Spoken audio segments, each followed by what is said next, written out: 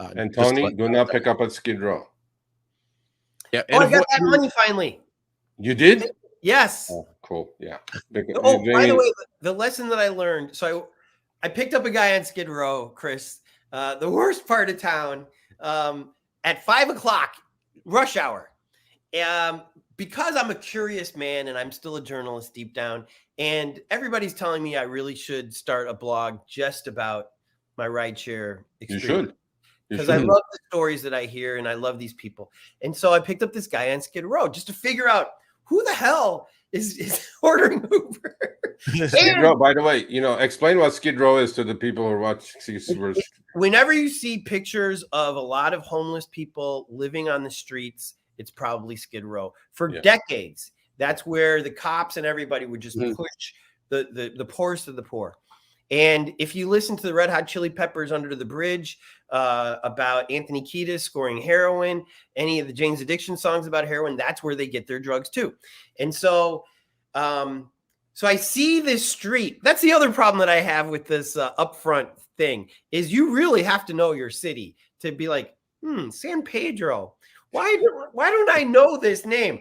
Oh, I don't know it because it's probably Skid Row. Sure enough, it was. It was right in the heart of Skid Row. Yeah. So I picked up this guy and I was like, why is this guy going from Skid Row all the way out to the City of Commerce, which is a 35 minutes in the direction you don't want to go. It's far away from anything good. And I'm like, you know what? Sergio's going to hate me for this, but I bet you there's a story here. So I'm going to try it. So I did it. The guy ended up to be great. He used to live on Skid Row. His doctor is on Skid Row. It's a free clinic. They always say yes to him. He's 69 years old. He doesn't want doctors saying no to him anymore. This particular one does. So the saddest part of the whole trip was I didn't get paid. And so I immediately turn off my app because I'm so mad at Uber. I didn't even try to get a ride back to where I live. I said, I'm just going to deadhead it back home because I'm so mad. And I keep checking to see if it pops on. It never did. So I wrote the report. By the way, you got to wait 48 hours to write the stupid report because they hope that you forget all the details, I guess. I don't know what the problem is. They're a tech company. A tech company should have a better tech for reporting.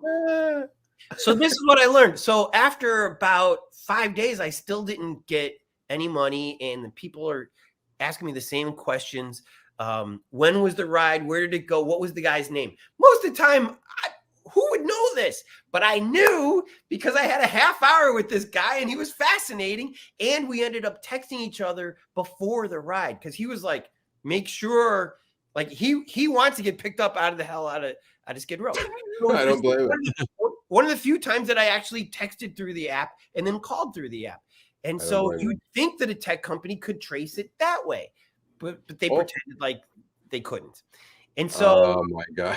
So I did my report. I didn't get paid. And so I ended up in Manhattan Beach, which is far away. But I was like, ooh, Manhattan Beach has a green light. I'll go there and ask those guys. So this is why I'm telling this story. The green light guy said, the next time this happens, don't file a report. Just come straight to us. Because when you file a report, they lock it. And I can't get in there. I, being the green light guy, cannot get in there and like really find out what's going on. So Sergio, you say don't follow that advice. Don't go to the green light. Well, first of all, green light for most of us is like a 40-mile drive. You know what I mean? Right. Yeah. So just to chase $30 or however much that ride was, I'm going to spend that much money in gas in traffic. I wouldn't chase it. What I would do what you did. I reported. That's why I recommend take screenshots. Okay. And then everything. And at the end of the day, erase it. I mean, what's the big deal? We all have big hard drives on our phones and just take screenshots, right? At least you have some sort of proof because these idiots with weird names from the Uber support are going to come back to you. I mean, they're not real people, right, Tony? They're just some AI email bullshit. So they're going to come back to you and it's going to be a different person every time. And each one is going to start, I'm Lakshish and can I help you with this? I just explained for half an hour to the other guy what the fucking problem was. So why do I have to start all over again? I mean, you're a tech company. You have a database of the stuff. Why can't you just read my complaint, the original one? Yeah. Instead of me explaining. But, that's how it's been. It's going to be like that. So, Sergio, you take screenshots all the time.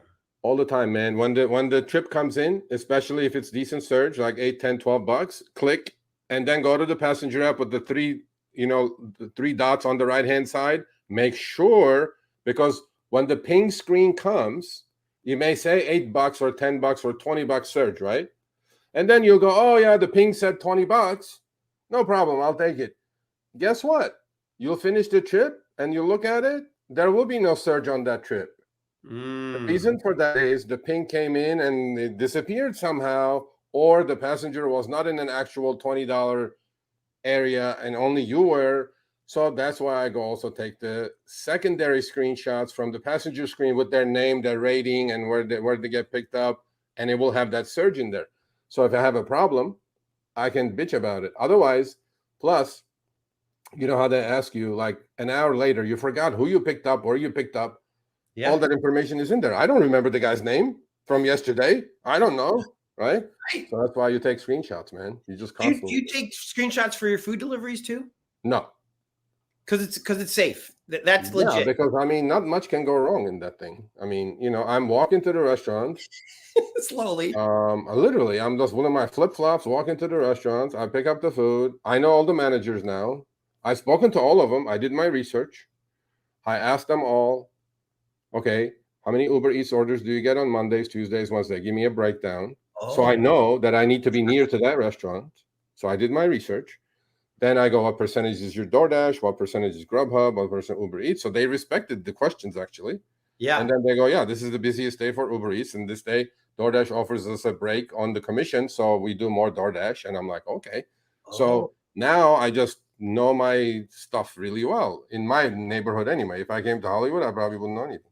All right, thanks for watching. That short little clip was from our live stream, Show Me the Money Club with Sergio and myself, Tuesdays, 6 p.m. Eastern, 3 p.m. Pacific. Make sure you subscribe, turn on all notifications so you'll be notified when we go live, as well as all of our awesome content. Make sure to check out this video right here, which will take you to the entire live stream, or check out this video right there. All right, drive smart, everyone.